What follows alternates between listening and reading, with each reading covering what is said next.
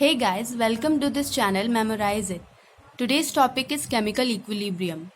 So first of all, we all should know what is equilibrium.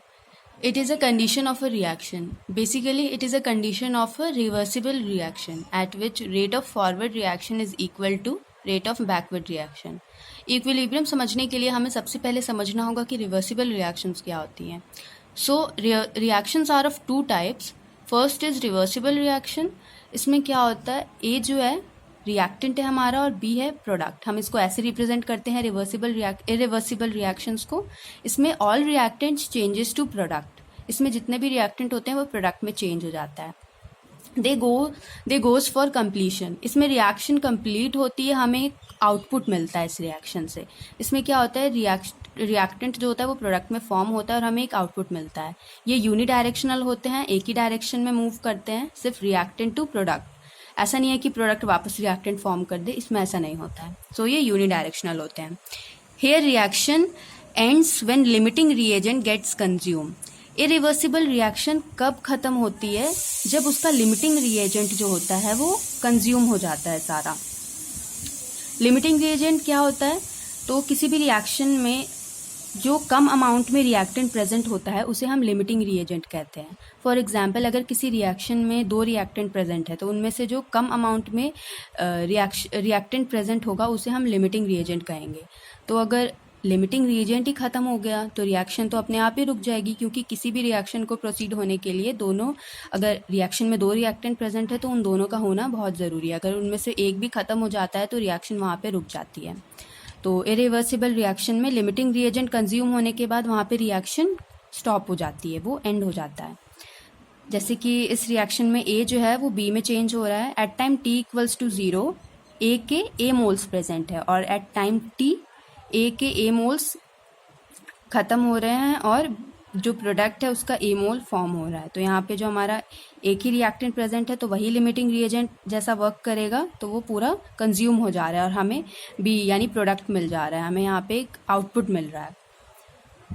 Now reversible reactions में क्या होता है, reversible reaction में हम ऐसे रिप्रेजेंट करते हैं, 2 एरो लगाते हैं, क्योंकि यहाँ पे क्या होता है, ये बाई डायरेक्शनल होता है नेचर में, ये दोनों डायरेक्शन में मूव करता है. ये रिएक्टेंट टू प्रोडक्ट फॉर्म होता है एंड देन वापस प्रोडक्ट टू रिएक्टेंट फॉर्म हो जाता है. A stage comes in this known as equilibrium. So यही रिवर्सिबल रिएक्शन में एक स्टेज आती है जिसे हम इक्विलिब्रियम कहते हैं. अभी हम समझेंगे कि उस स्टेज में क्या होता है, यानी इक्विलिब्रियम में क्या होता है. पहले देखते हैं कि यहाँ पे रिवर्सिबल रिएक्शन में reaction never goes for completion. यहाँ पे रिवर्सिबल रिएक्शन में कभी भी रिएक्शन कंप्लीट नहीं होता है. क्यों नहीं होता है, क्योंकि यहाँ पे रिएक्टेंट प्रोडक्ट में चेंज होता है एंड अगेन प्रोडक्ट रिएक्टेंट में चेंज होता है. तो हम पूरे टाइम ऐसा ही चलता रहता है, reactant to product and then again product to reactant. Time T पे अगर रिएक्टेंट का ए मोल्स प्रेजेंट है तो इक्विलिब्रियम की कंडीशन आने पर ए में से एक्स मोल चला जाएगा और प्रोडक्ट का एक्स मोल फॉर्म हो जाएगा. सो इससे हमें क्या पता चला कि रिवर्सिबल रिएक्शन में एक ऐसी कंडीशन आती है जिसको हम इक्विलिब्रियम कहते हैं. तो इक्विलिब्रियम पे क्या होता है, रेट ऑफ फॉरवर्ड रिएक्शन जो होता है वो रेट ऑफ बैकवर्ड रिएक्शन के इक्वल हो जाता है. रिवर्सिबल रिएक्शन को हम ऐसे रिप्रेजेंट करते हैं, at time T equals to 0 rate of forward reaction maximum होगा और रेट ऑफ बैकवर्ड रिएक्शन क्या होगा, 0. क्योंकि जब रिएक्शन अभी स्टार्ट हुई है तब हमारे पास सिर्फ रिएक्टेंट प्रेजेंट होगा, अभी वो प्रोडक्ट में फॉर्म नहीं हुआ है, तो हमारे पास ओवरऑल सिर्फ रिएक्टेंट प्रेजेंट है.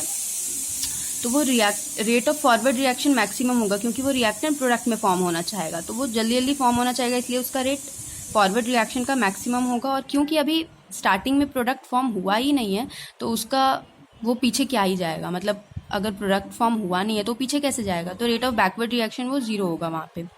जैसे ही कुछ टाइम पास होगा, जैसे ही कुछ टाइम बाद रेट ऑफ बैकवर्ड रिएक्शन जो है वो इंक्रीज करने लगेगा और रेट ऑफ फॉरवर्ड रिएक्शन इस टाइम पे डिक्रीज करने लगेगा. मतलब कुछ टाइम बाद जब हमारे पास कोई प्रोडक्ट फॉर्म हो चुका है तो उसमें क्या होगा, अब ये प्रोडक्ट तो फॉर्म हो गया और ये रिवर्सिबल रिएक्शन है, तो इसमें क्या होगा, वो पीछे जाना चाहेगा, वो बैकवर्ड रिएक्शन में जाएगा रिएक्टेंट को वापस फॉर्म करने. तो उस कंडीशन में क्या होगा, rate of backward reaction increase करने लगेगा और rate of forward reaction decrease करने लगेगा.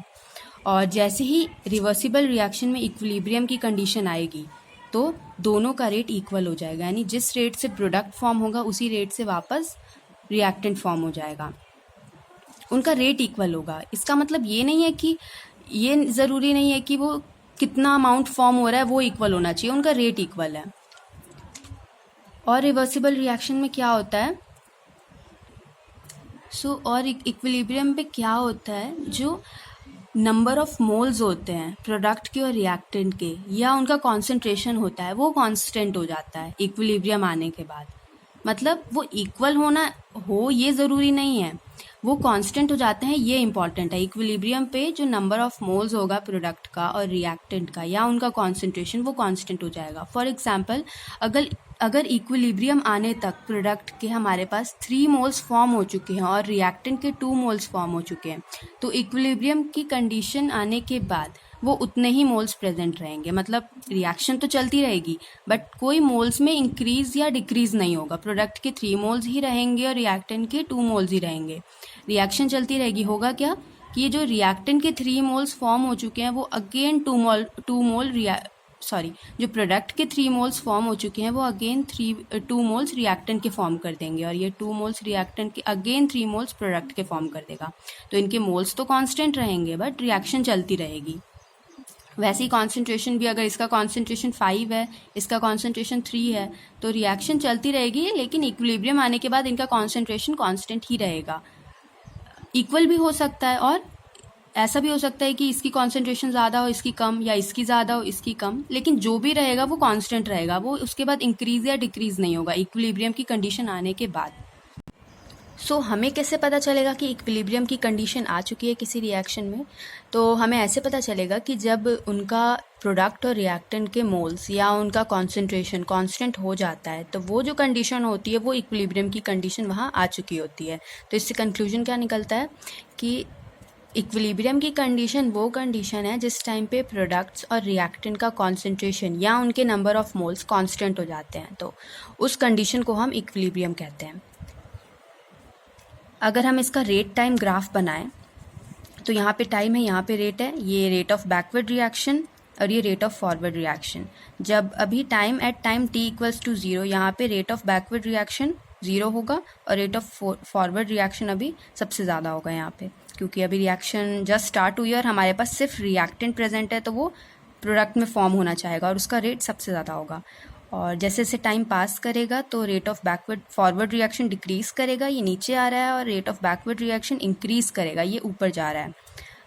इक्विलिब्रियम की कंडीशन पर क्या होगा, रेट ऑफ फॉरवर्ड रिएक्शन जो है वो इक्वल हो जाएगा रेट ऑफ बैकवर्ड रिएक्शन पे। यहाँ पे सेम लाइन पे आ गए हैं, इट मीन्स वो इक्वल हो चुके हैं। तो इक्विलिब्रियम की कंडीशन पे उनका रेट जो है वो इक्वल हो जाएगा।